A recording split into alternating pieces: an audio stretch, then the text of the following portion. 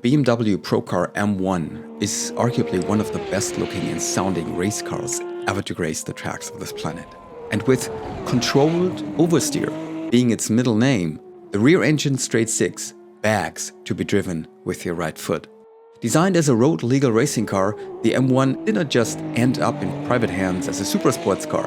No, 2 seasons as a support series for the European F1 races in 1979 and 1980 were enough to cement the M1's iconic and legendary status.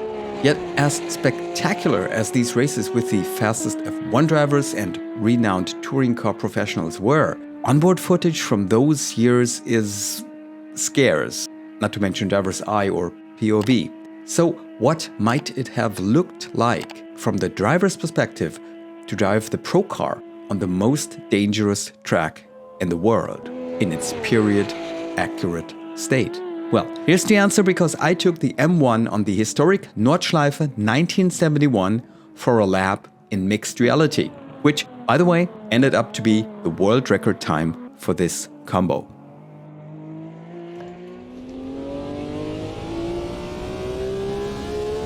Historic 1971 Nordschleife with the old pits and straights and some more corners. Here we are on the start-finish straight, but instead of going into a right-hander hairpin, we'll move into a 90 degrees left-hander, which turns immediately into a 180 degrees sort of loop, leading onto another straight. The backside of the old pits,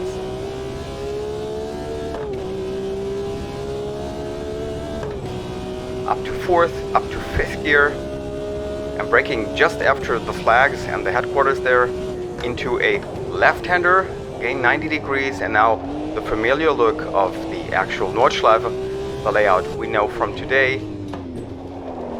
into the whole Hudson-Bach section. Shortly in 1st gear and then up to 3rd, briefly on the brakes, leaning into it, all downhill here. 4th, hard on the brakes. 2nd, and look at these curbs, even more hideous than today. No runoffs, but instead it's armcos or some kind of dunes, sandbanks.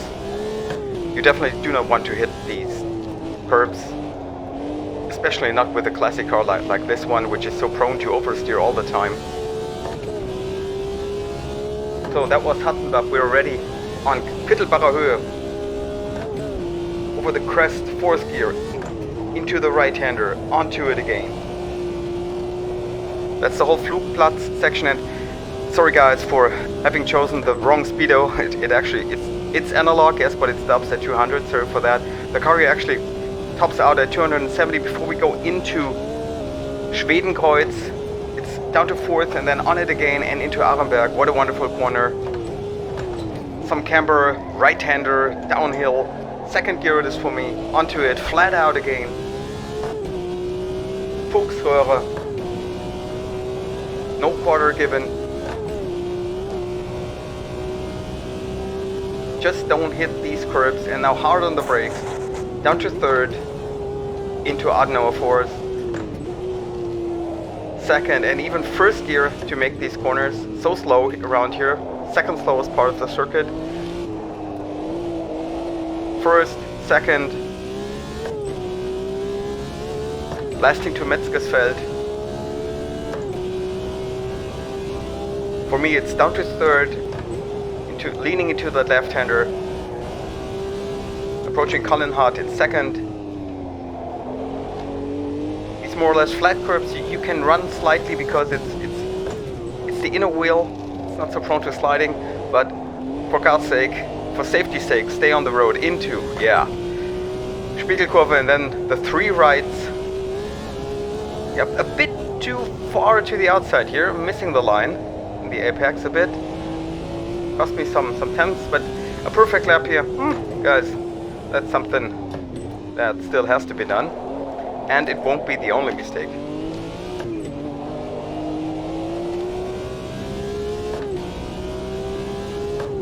Now down to Exmüller, the lowest part of the circuit. Look at these sort of bridges here. Breitscheid, X-Mühle down to X-Mühle, lowest part of the circus. Now it's uphill for quite some time. Of course, flat out here.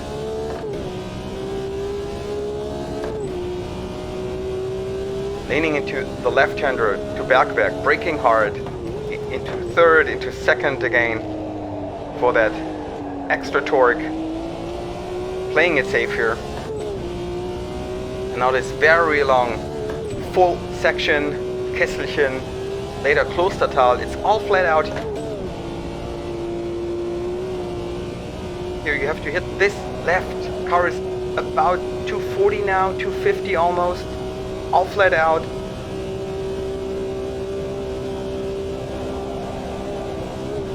Mutkurve, fourth, third, full onto it again. Keeping a tight line, fourth. Now for me that's the second Mutkurve here. Yeah, a bit too late, too deep. Lost a bit before braking super hard into the Steilkurve section. And now up to the carousel. Also here, especially with this car, no room for mistakes. Brake early, down to first, hit the carousel. You don't want to run up there. There's no grip.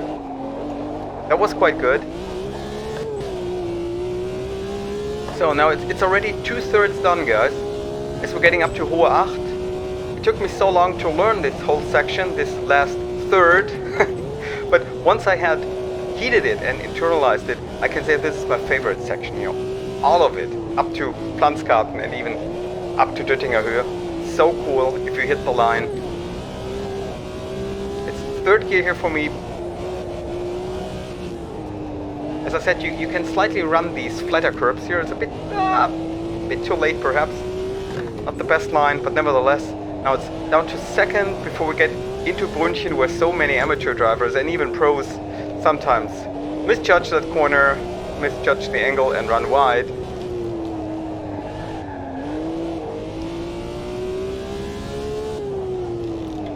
I'm playing it rather safe here without getting too slow.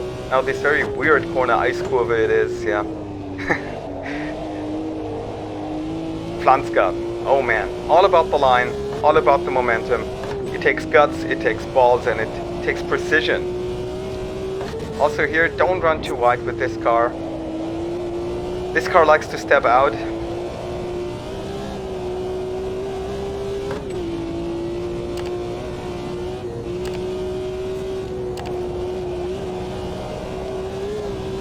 It's all flat out. You can see it in the pedal inputs, all flat out. And that was a bit too late. Almost losing it. I don't know if I touched the grass here slightly, but woo! Just by pressing the clutch, luckily we got it. Woo! I was able to catch it. Nevertheless, lost a lot of time here, at least half a second or even more. And now for the final two corners, actually. It is for me before my brain checks out. Here's another dipper.